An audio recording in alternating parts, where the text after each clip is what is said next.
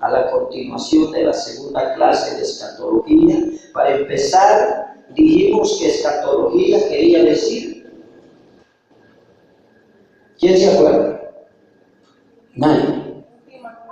Más o menos, por ahí vamos, a que sea una parte, pero la hermana se acuerda. Le dije que escatología era una palabra compuesta que venía del griego escatos y logos. Escatos quiere decir últimas cosas y logos, tratado o estudio. Entonces es el estudio o el tratado de las últimas cosas o de los eventos finales de la historia de este mundo. Ahora bien, hablamos de los pactos. El pacto de Abraham, le dije que el pacto de Abraham era conocido como el pacto, como el padre de los pactos. ¿Por qué? Porque allí es Dios quien se compromete con Abraham, ¿verdad? Después hablamos otras cosas sobre el pacto mosaico, etcétera, etcétera. Hablamos varias cositas, mencionamos varias citas bíblicas, pero hoy vamos a dar un poco más de esclarecimiento a lo que hablamos. Dice allí segunda clase, y lo primero que dice allí es el pacto mosaico, ¿sí o no? Ahí estamos, ¿verdad? No se me vaya a perder. Dice que este pacto es condicional. ¿Por qué? Porque tuvo fin y su fin fue, ¿cuándo fue el fin del pacto? Con la muerte de Jesucristo en la cruz del Calvario. Allí termina el pacto mosaico. Cuando dice que este pacto es condicional es porque está sujeto a ciertas condiciones. ¿Cuáles son las condiciones? ¿Se acuerda usted que el Señor llama a Moisés para que saque al pueblo de Israel y Moisés va y hace caso y saca al pueblo de Israel? Pero cuando Dios hace eso, entonces Dios llama, dice que después que Dios sacó a Israel de Egipto, Dios lleva a Moisés al monte Sinaí, y en el monte Sinaí Dios le entrega a Moisés el ¿qué?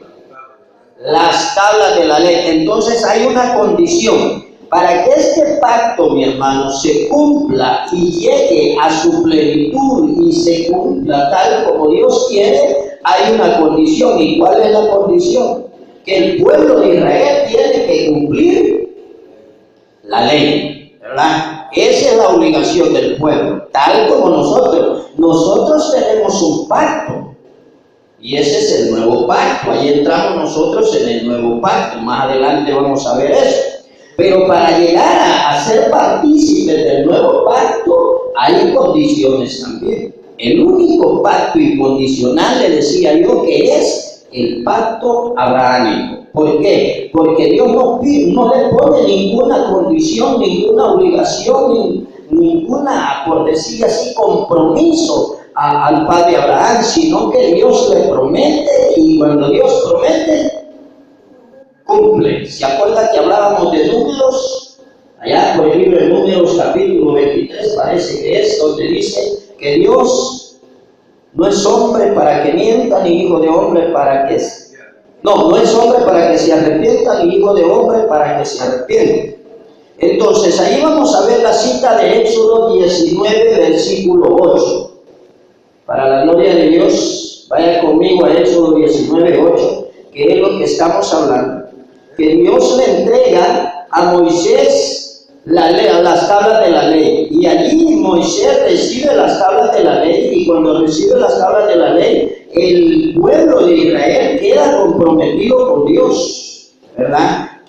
Por eso es que el pacto mosaico es un pacto condicional. Condicional quiere decir que se adquiere un compromiso. Es como que usted y yo fuéramos a una cooperativa o a un banco y llegáramos a hacer un préstamo. Claro, el préstamo se lo hace, pero bajo ciertas condiciones, que usted va a pagar cierta cantidad cada fin de mes o cada cierta fecha, y que de esa cantidad una parte va a pasar a capital y otra parte va a pasar a intereses. Entonces, allí en Éxodo 19:8 lo leemos para la gloria de Dios. Dice: y todo el pueblo respondió a una y dijeron: todo lo que Jehová ha dicho, haremos. Y Moisés le pidió a Jehová las palabras del pueblo. ¿Y será que el pueblo de Israel cumplió a Dios? Por eso es que tenemos que estar obligados a pactos condicionales, porque usted y yo no cumplimos. Usted y yo somos igual que el pueblo de Israel. Aquí dice, es importante mencionar que el pacto mosaico no reemplaza ni sustituye el pacto abrahámico. O sea, el pacto abrahámico es el padre de los pactos y eso no lo sustituye en nada, ni lo cambia nada. Ya más adelante vamos a tratar de ahondar un poco más en ello. Como le dije la semana pasada, es necesario que estudiemos los pactos, porque si usted y yo no estudiamos los pactos, no vamos a alcanzar a comprender más adelante lo que en sí la escatología, cómo definir a fondo o a profundidad la escatología, o sea, los eventos finales. Entonces, el pacto mosaico no reemplaza ni sustituye el pacto abrahámico, ya que este pacto, dice, se va a cumplir. ¿Por qué? Porque Dios se comprometió personalmente con Abraham y por ende Dios cumplirá. Pregunto yo en esta noche, ¿a cuánto nos ha prometido Dios que nos va a bendecir? Amén. ¿Sí o no? ¿Verdad que sí? Entonces, ¿cuál es el problema de nosotros? Que nosotros no alcanzamos a creer, ¿verdad? Nosotros decimos, a saber si Dios me quiere, a saber si Dios me va a ayudar. No, Dios no miente. Dios lo que dice lo cumple. Amén. Pero también dice que si usted y yo nos portamos bien, nos va a bendecir. Pero si nos portamos mal, ¿qué va a pasar? Nos va a corregir. No use la palabra castigar. Se oye muy feo. Es mejor decir disciplinar o decir corregir.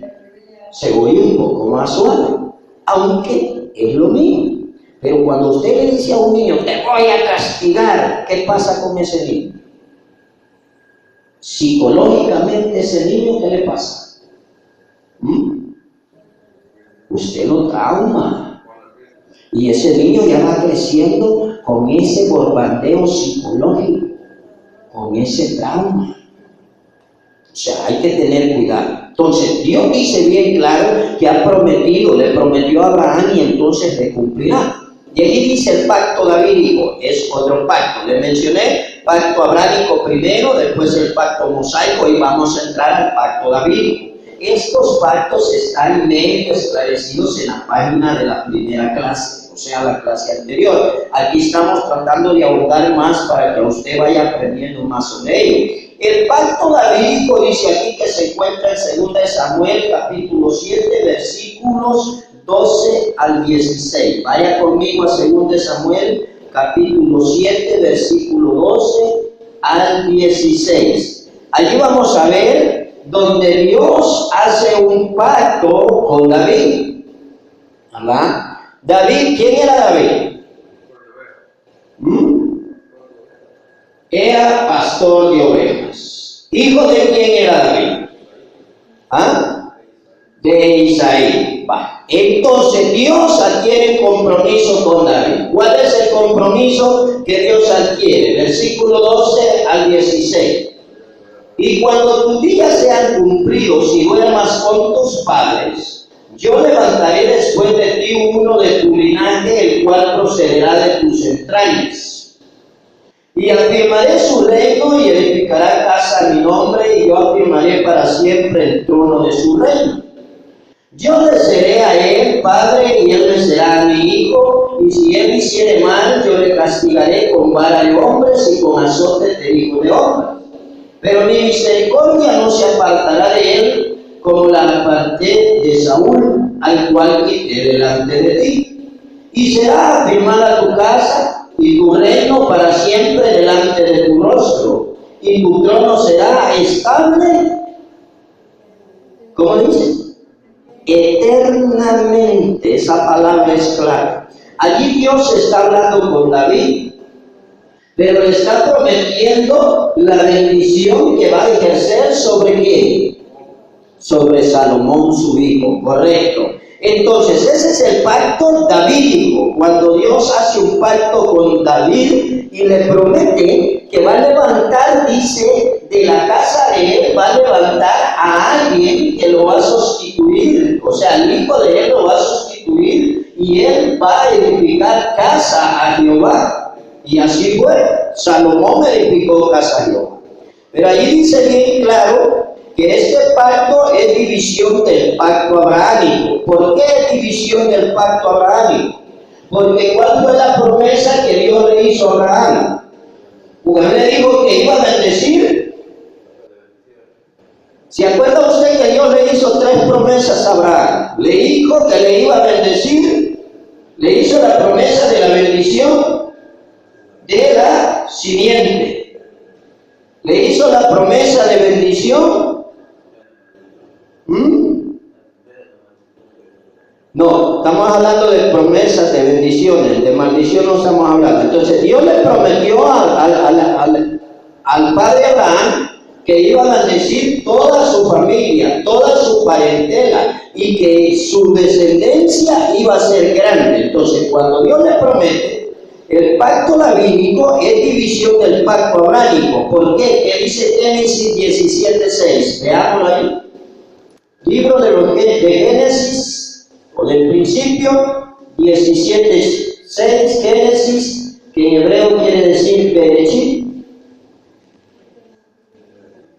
17:6. ¿Lo halló? ¿Qué le dijo el Señor ahí? Y te multiplicaré en gran manera, y haré naciones de ti, y reyes saldrán de ti. O sea, por eso es que el pacto davídico es una división del pacto abrahámico, porque Dios ya le había prometido a Abraham que de allí, de él, iban a salir reyes, que su familia iba a ser de una gran bendición. Ahora observemos esto. Cuando Dios le hizo esta promesa a Abraham, ¿cuántos hijos tenía Abraham? Ninguno. No tenía ninguno. Cuando Dios le hace esta promesa, él no tenía hijos. Allí podemos comprobar la bendición de Dios, porque para Dios no hay nada imposible, y cuando Él promete algo, lo cumple. No le vaya a pasar la de Moisés, perdón, la de Abraham, que Abraham, por andar de desesperado, se adelantó a los planes y a los propósitos de Dios. Amén o no amén. A veces nosotros queremos que la bendición llegue cuando nosotros decimos. A veces nosotros queremos que Dios haga la sanidad cuando yo quiero. No, Dios tiene día y hora para hacer las cosas. ¿Qué pasó con Abraham? Él debió que su esposa, ¿cómo se llamaba la esposa de Abraham? Sarai. Cuando vio que su esposa era ya de avanzada edad, que ya no tenía menstruación, que ya no podía cuajar un hijo, entonces vino él y dijo: no, Dios, ¿cómo va a ser eso, Dios? Ya mi señora ya no puede. Entonces viene él y le hace caso. A veces no es muy bueno hacerle caso a las esposas con el respeto que se merecen las mujeres. A veces no es muy bueno, pero a veces sí tienen la razón. Y cuando tienen la razón, el hombre debe de ser humilde y aceptar que la hembra tiene la razón. Pero en ese caso fue distinto, porque Sara no tenía la razón. Sara le dijo: mira, yo ya no te puedo dar un hijo, métete con mi sierva, ¿cómo se llamaba? Agar. Entonces, métete con mi sierva Agar y que ella te dé tu hijo. Se adelantaron a los propósitos y a los planes de Dios.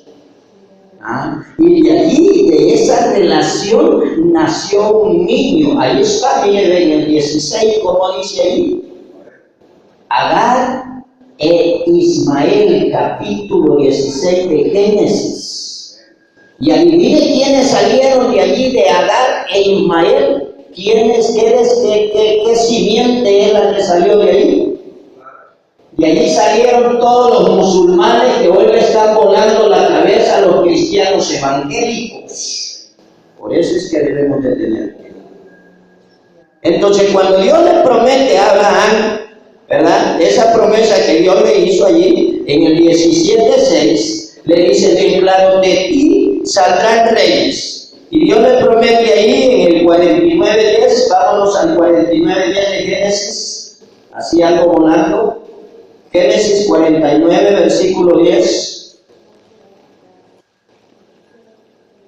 ¿Lo encontró?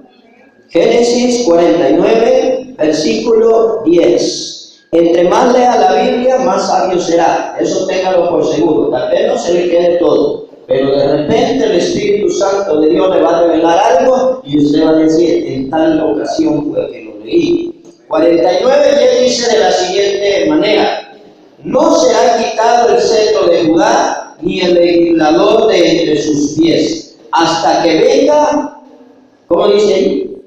Silo. Y a él se congregarán, ¿quiénes? ¿Qué dice en la hojita que le di a mí que quiere decir Silo? Mesías. ¿Y quién es el Mesías? Cristo Jesús. ¿Verdad? Silo, Cristo Jesús. Señálelo en la Biblia, póngale una ceñita y usted va a estar seguro que cuando usted lea ese versículo y lea la palabra Silo, usted va a estar consciente que eso se está refiriendo a la venida de Cristo Jesús a esta tierra. Pero un día un señor se puso a predicar y dijo, así más o menos a este modo, dijo, y dijo, hasta que venga Silo, y a él se congregarán los pueblos. Silo, dijo, era un pastor que tenía una gran congregación y allí llegaba mucha gente de muchos lados. Ese no era un pastor, sino era el Mesías, el Señor Jesucristo.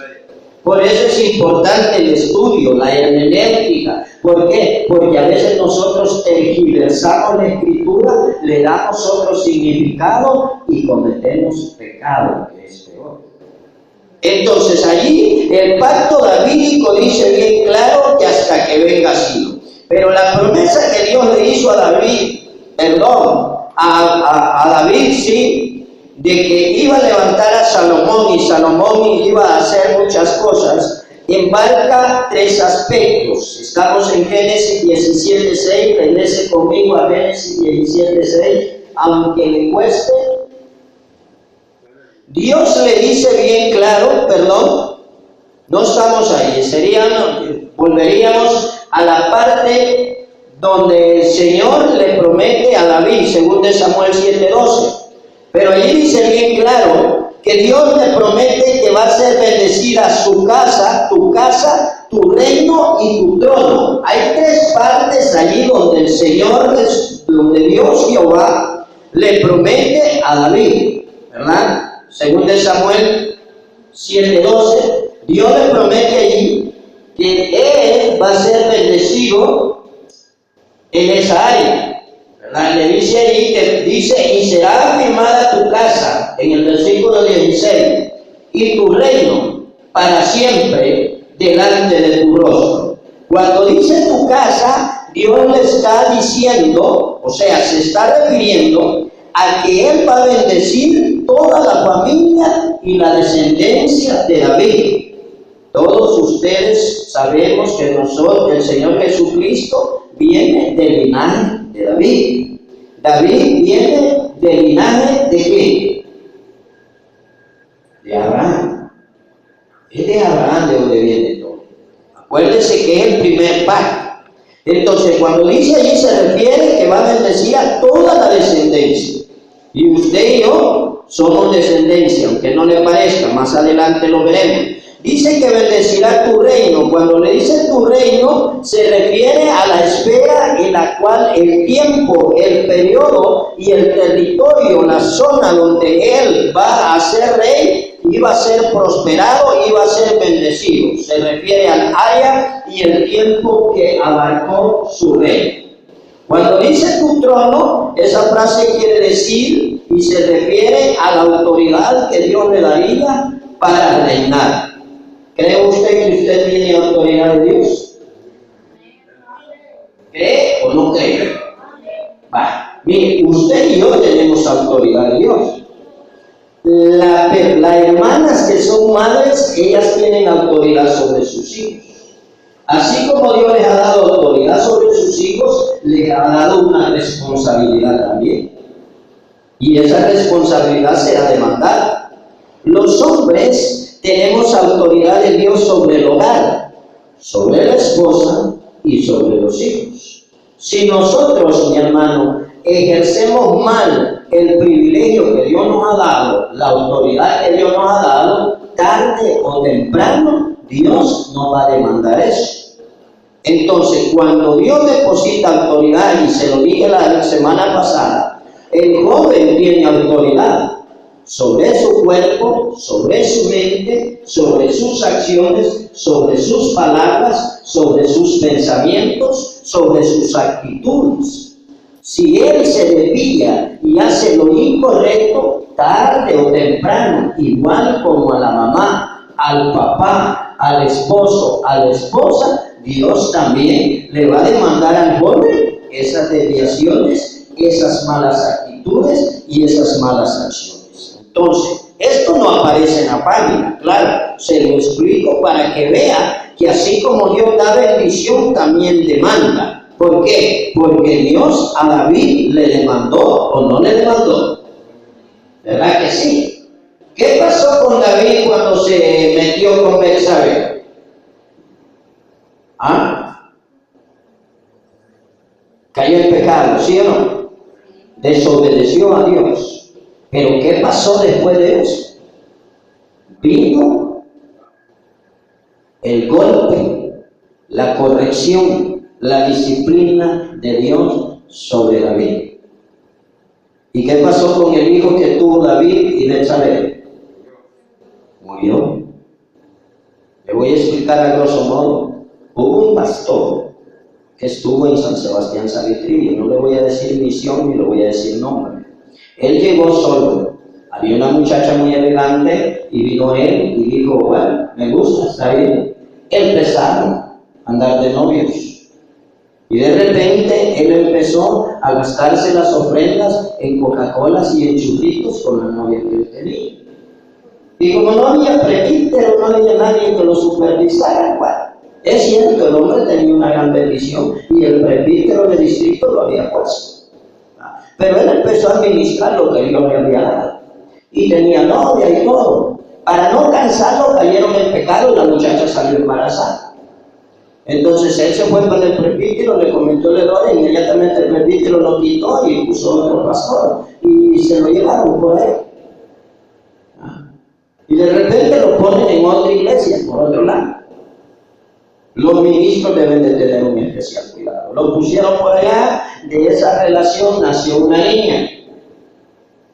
A los 2 años la niña le cayó enferma, le cayó cáncer y se murió. ¿Por qué cree usted que pudo haber sido? Hermano, pero era pastor. Era pastor. Y de hecho hasta a mí me dio clases en el instituto después, como 10 años después. Pero como ya cuando uno conoce el récord de una persona, ya uno ya tiene otro sistema, ya no se confía de todo.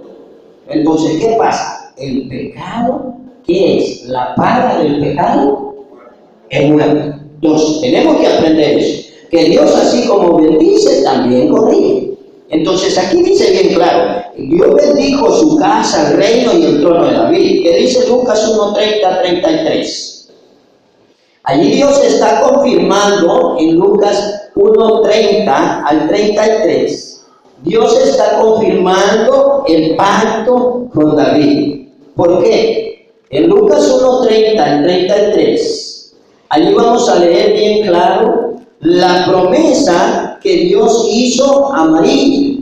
¿Cuál fue la promesa que Dios hizo a María? Ahorita la vemos. Lucas 1:30-33. Entonces el ángel le dijo a María, no temas, porque has hallado gracia delante de Dios, y ahora concebirás en tu vientre y darás a luz un hijo, y llamarás su nombre Jesús. Este será grande, y será llamado Hijo del Altísimo, y el Señor Dios le dará el trono de David su padre, y reinará sobre la casa de Jacob para siempre, y su reino no tendrá fin. ¿Verdad que es la misma promesa que Dios le hizo allá atrás a David? Claro que es la misma promesa. ¿Por qué? Porque Jesucristo viene del linaje de David. Por eso dice allí, bien claro, dice en el versículo, dice, le dará el trono de David, su padre.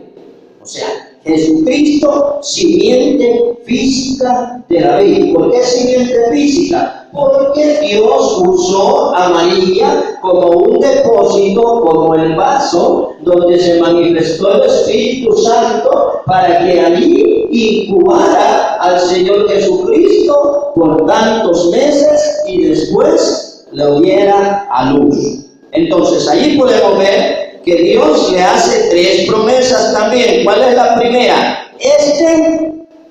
Será grande. ¿Es grande o no es grande el Señor Jesucristo? Amén. Sí, entonces eso está cumplido, ya se cumplió. ¿Cuál es la segunda? Será llamado Hijo del Altísimo. ¿Sí o no? Amén. ¿Verdad que todos decimos Altísimo, milagroso Salvador? No hay nadie como tú. Aleluya. Se hasta ganas de seguir cantando, ¿verdad? Sí, es que es lindo. Él es altísimo, es poderoso. Y aquí dice, será llamado Hijo del Altísimo. Eso ya se cumplió. Pero más adelante, la tercera que dice, y el Señor Dios le dará el trono de David, su padre. Esta frase se refiere al Señor Jesucristo. Entonces quiere decir que aún no se ha cumplido. ¿Por qué? Porque Jesucristo no ha sido rey sobre Israel todavía.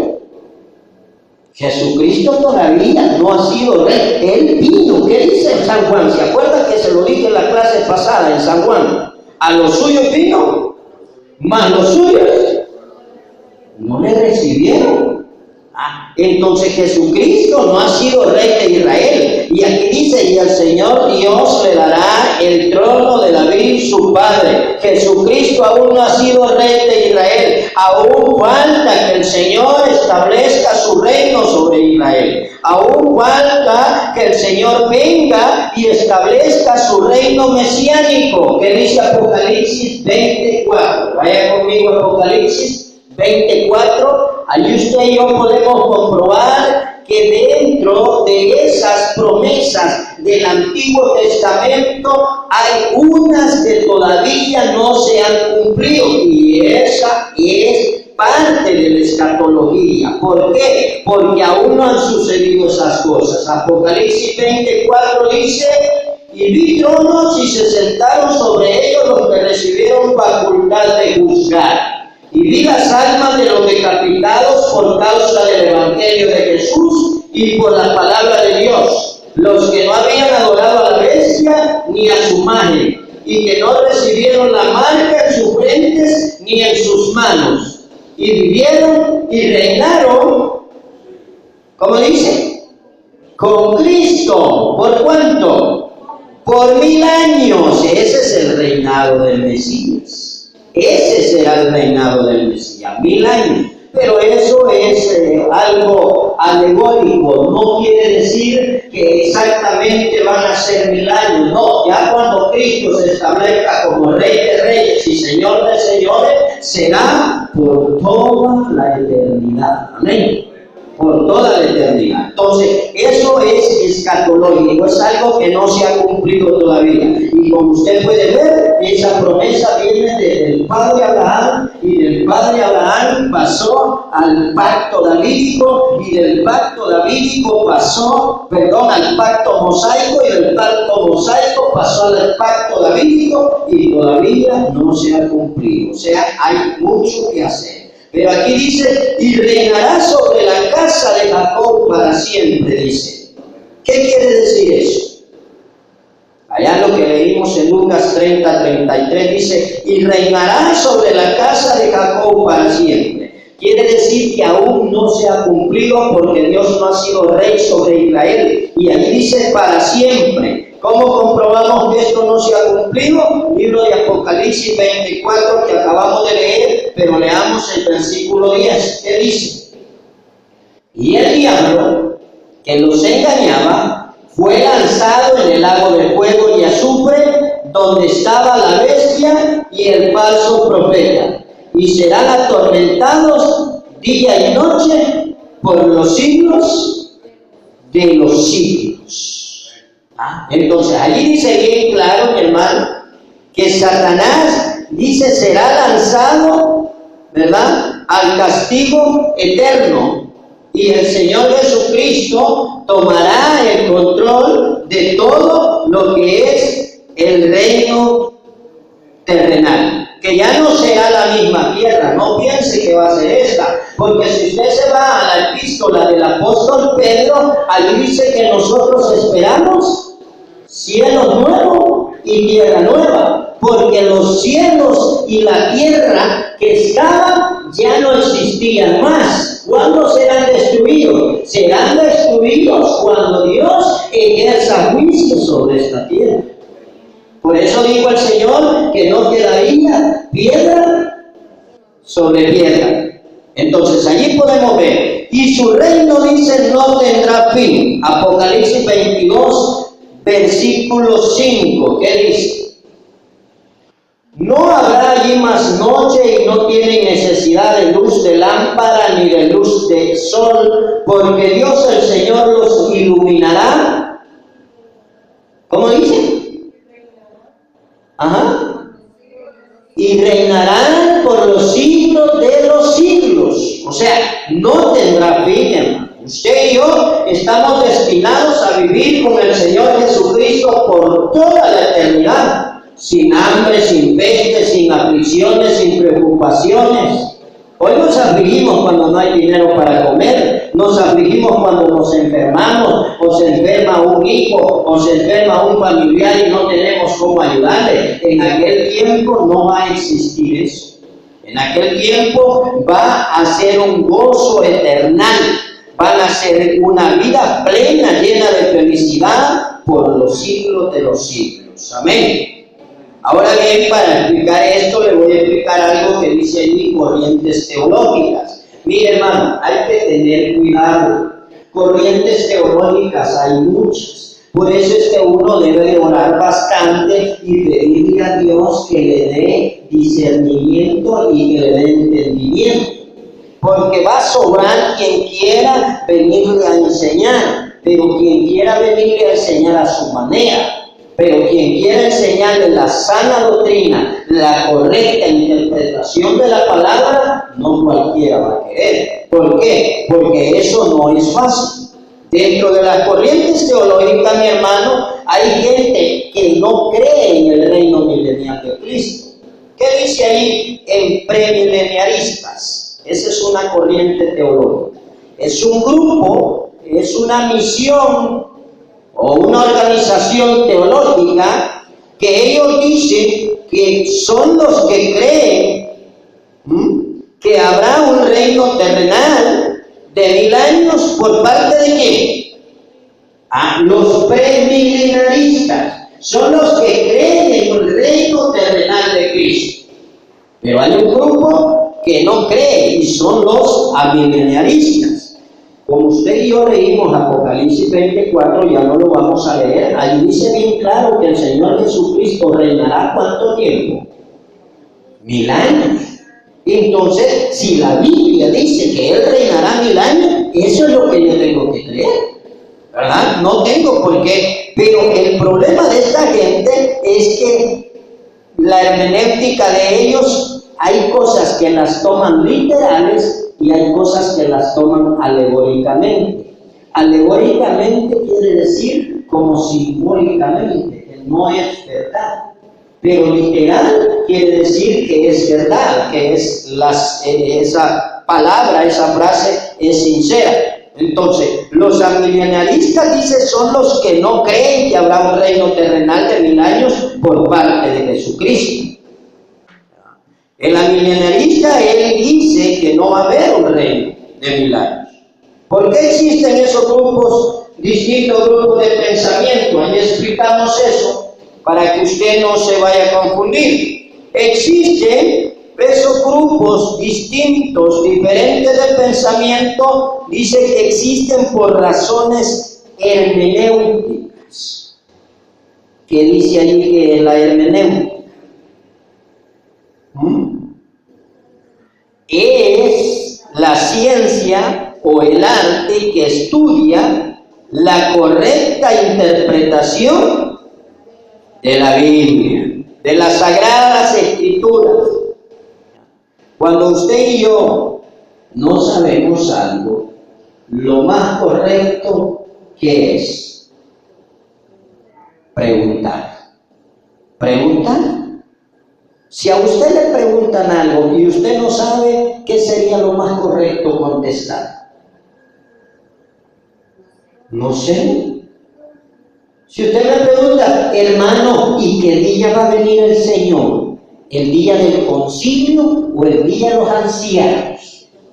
¿Qué quiere que yo le diga?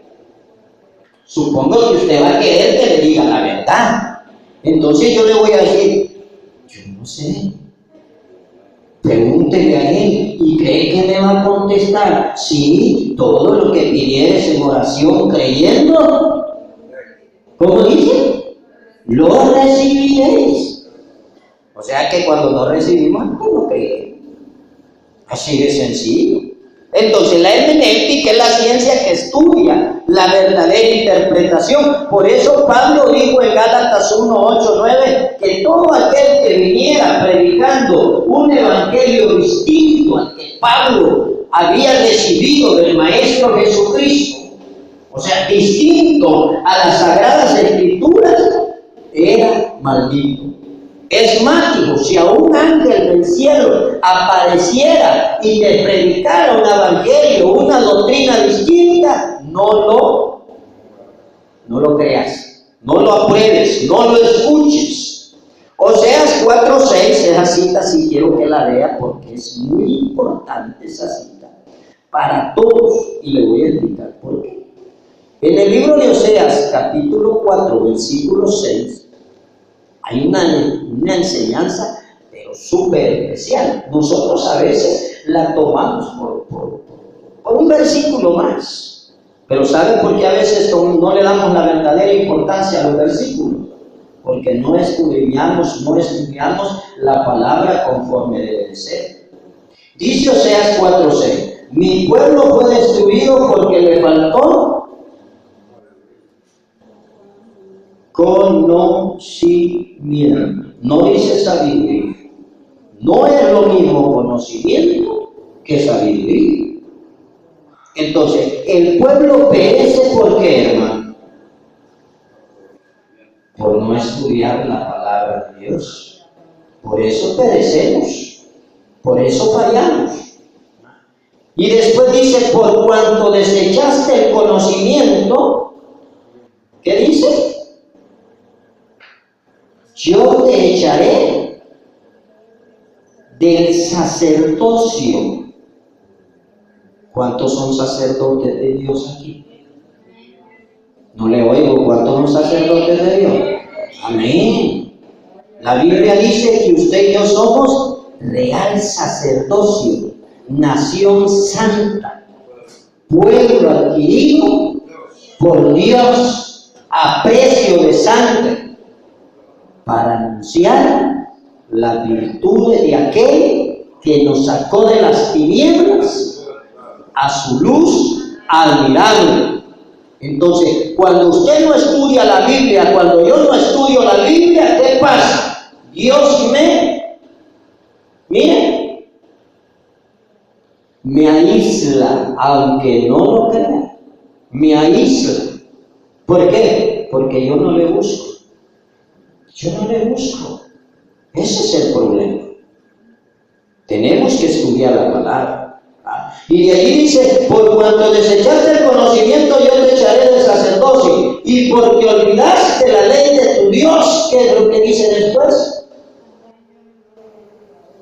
También yo me olvidaré de quién, le dice. Padres y madres que están en esta noche, ¿qué es lo más preciado que ustedes tienen en esta tierra? ¿Ah?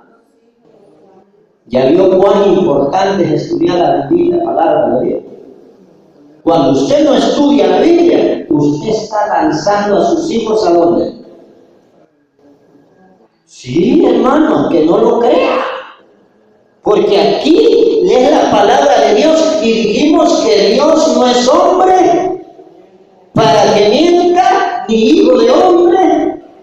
Él nunca se va a arrepentir de haber escrito esto. Los que nos vamos a arrepentir somos nosotros por no haberlo cumplido. Pero Él no. Entonces usted y yo estamos obligados, hermano, a cumplir ese mandato. Y aquí dice que cuando yo, por alcahueto, por sinvergüenza, por hipócrita, qué sé yo, como le quiera llamar, dejo que mi hijo se vaya por donde le da la regalada gana, entonces yo se lo estoy entregando a Satanás. Cuando yo sé que lo que mi hijo está haciendo es incorrecto, yo como real sacerdote, como nación santa, como pueblo adquirido de Dios, estoy en la obligación de corregir lo malo que mi hijo está haciendo. Y después dicen, mi hermano, pero si es que yo oro en la mañana, oro en la noche, oro en la tarde, y hago esto y hago lo otro, pero lo más importante no lo hace. Sujételo. Si la autoridad del hogar, ¿quién es? Son los padres. Pero hoy no, hoy los hijos te mandan en la casa. Hijo, levantarte. Se enrosca más y ya llega el otro, dejar niños. Instruye al niño en su camino, y aún cuando fuere viejo, no se apartará de él. Entonces, ahí estamos. Que Dios le dice bien claro en Oseas 4:6, allí dice que cuando usted y yo no estudiamos bien la palabra, no aplicamos la hermenéutica correcta, estamos mal delante de Dios. Y cuando yo estoy mal, después de mí van mis hijos, van mis nietos, van mis bisnietos, etcétera, etcétera, etcétera, etcétera. Para los que tienen. Entonces debemos de tener cuidado. San Juan 5:39 dice, alguien que se lo pueda de memoria, la mayoría ponemos ese versículo. Ya le os digo, escudriñad las escrituras, porque a vosotros os parece que en ella encontráis la vida eterna. Y aquí se pone la hermana, a mí me encanta cuando se para la hermana, aquí no porque sea ella, sino porque vamos a ver los capítulos de este día. Por este lado, dice que yo digo que en ese ratito la hermana quizá le dice al Señor, Señor, decide que por favor digan 5, 2, 1, aunque sea. Los cristianos evangélicos tenemos que leer la Biblia todos los días, aunque sea 3 versículos en el día, pero léalos. Porque aquí me está diciendo a mí que yo debo de estudiar. El problema dice que radica entre las corrientes premilenarista y amillenarista es por diferencias hermenéuticas. Porque hay gente que interpreta mal la Biblia. ¿Por qué creen ustedes que los católicos están en el error? Uno, oye lo que dijo la hermana. ¿Cuántas veces ha visto usted que los católicos llevan Biblia a la misa? ¿Ah? ¿Verdad que no? ¿Ya vio? ¿Por qué cree usted que las otras sectas viven en ignorancia todavía? Porque ellos no tienen Biblia, ellas tienen traducciones erróneas, equivocadas. Por eso están así como están. Entonces, el problema radica en que los amillenaristas interpretan la doctrina de la iglesia y la doctrina de la escatología, porque no le interpretan literalmente esta doctrina, sino que lo hacen de forma alegórica. Y dije que la forma alegórica quiere decir representación en la cual las cosas tienen un significado simbólico. O sea, no lo ven literal. Y la Biblia no hay que verla de modo simbólico. Allí dice bien claro que desde hace muchos siglos han existido muchos que han querido destruir al pueblo de Israel. ¿Por qué la gana de destruir a Israel? ¿Por qué quiere destruir a Israel? ¿Por qué? Porque Dios, le voy a explicar a grosso modo aquí. Todo el mundo ha querido destruir a Israel. ¿Por qué? Porque Israel es la niña de los ojos de Jehová. Israel es el pueblo escogido de Dios. Entonces todos han querido destruir a Israel. Es más, cuando Israel desobedeció al Señor Jehová allá en aquel tiempo de rebelde, Dios permite que el ejército romano tome control, ¿verdad?, del pueblo de Israel. Y cuando ellos toman control del pueblo, el pueblo de Israel sale al exilio, ¿verdad? Y Dios deja que destruyan la ciudad. Entonces, en ese momento, allá por el año 70, después de Cristo, el pueblo de Israel es exiliado, sale de su tierra y sale huyendo. ¿Por qué cree usted que hay muchos salvadoreños en Estados Unidos? Porque salieron huyendo de la guerra. La mayoría que está allá se fue en el tiempo de la guerra, huyendo de los escuadrones de la muerte. Así pasó con Israel. Entonces el pueblo de Israel fue esparcido por toda la tierra hasta el siglo XVI. Pero ¿qué pasó ahí? Cuando llega el siglo XVI, nacen los famosos reformadores, los teólogos de la Reforma o los reformadores. Allí aparece Martín Lutero, aparece Calvino. Gloria a Dios por ellos. No vamos a hablar mal de ellos, porque gracias a Lutero es que usted y yo estamos en la verdad. Gracias a Lutero es que a nosotros nos dicen protestantes. Porque Lutero fue el que se rebeló contra el papado, contra el gobierno romano, contra los demonios, Satanás y todos sus servidores. Porque ellos predicaban una salvación, ¿por qué? Por obras. Mírenme la seña.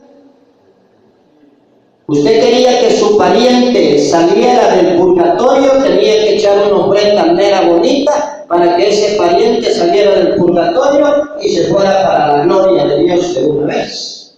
Entonces, cuando Lutero vio eso, escribe 95 tesis y las pega en la puerta de la catedral de Wittenberg. Allí las pega en reputación a la doctrina católica romana, y de allí empieza la persecución sobre Lutero. Pero ese es otro tema que lo vamos a ver al otro día, primero Dios.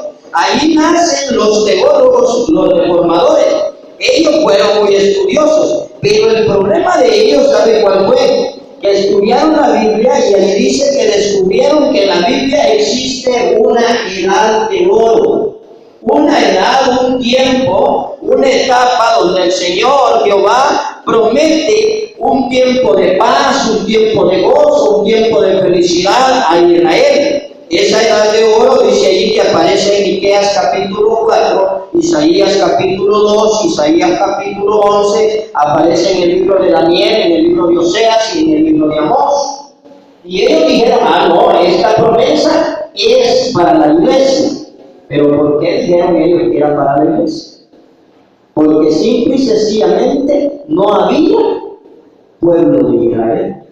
No había nación de Israel. ¿Por qué? Porque le dije anteriormente que fueron esparcidos.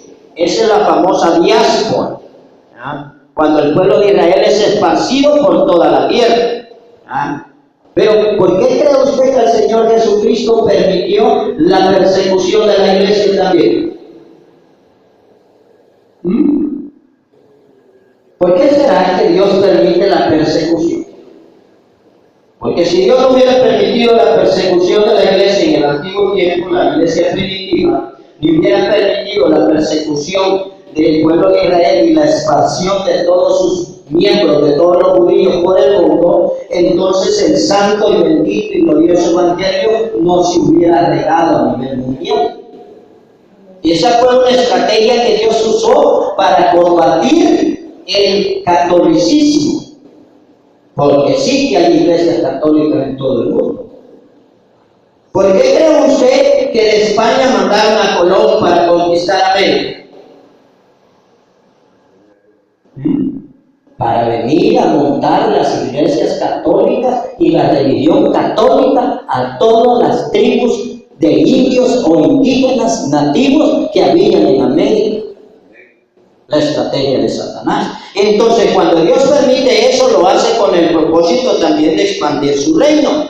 Entonces dice, donde dice literalmente que el pueblo de Dios experimentaría una época de oro, que habría paz y reinaría el Mesías, por ello se confundieron pensando que esas promesas eran para la iglesia. Ojo, no todo lo que está en la Biblia es promesa para la iglesia. Hay unas promesas que son para la iglesia y hay otras promesas que son para Israel. Por eso es importante la hermenéutica. Mucha gente le gusta aquel versículo donde el Señor Jesucristo le dice a Jeremías, desde el vientre de tu madre,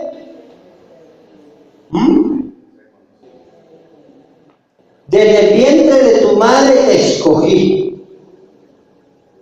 Y mucha gente dice, sí, no, pero ese es un versículo con una promesa, con una profecía ministerial. Dios le está diciendo a Jeremías que desde antes de que él naciera, él ya lo había nombrado profeta para el pueblo de Israel. Pero nosotros a veces, si aquí dice, no le vaya a pasar como dice el hermano que un día me dijo el Señor en un voz audible, ¿y quién te ha puesto de ministro a vos? Si pasa, a veces queremos agarrar camisas que no son de nosotros y nos quedan grandes o nos quedan chiquitas. Entonces tenemos que tener cuidado. Ellos cometieron ese error, creyeron que como no había pueblo de Israel, entonces esas promesas eran para los gentiles. No, esas promesas no eran para los gentiles, eran para los israelitas. Y ellos los toman como promesa para la iglesia. ¿Ya? Entonces ellos dijeron, no, esto es para la iglesia. Pero un momento, ¿qué pasó? Estamos hablando del año 1600, al siglo XVII, XVI, 1600, 1700.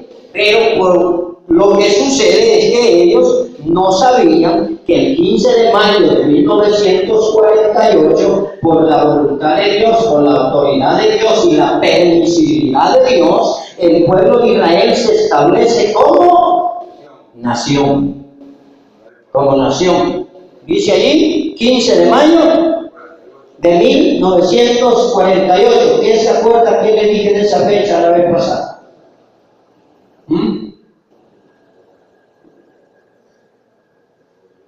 Vimos los versículos donde habla de la edad del hombre, 70, 80, mucho, 90. Y vimos otro versículo por ahí donde dice, bueno, ahí explica, yo veo que lo poquito que le he enseñado no mucho le había quedado.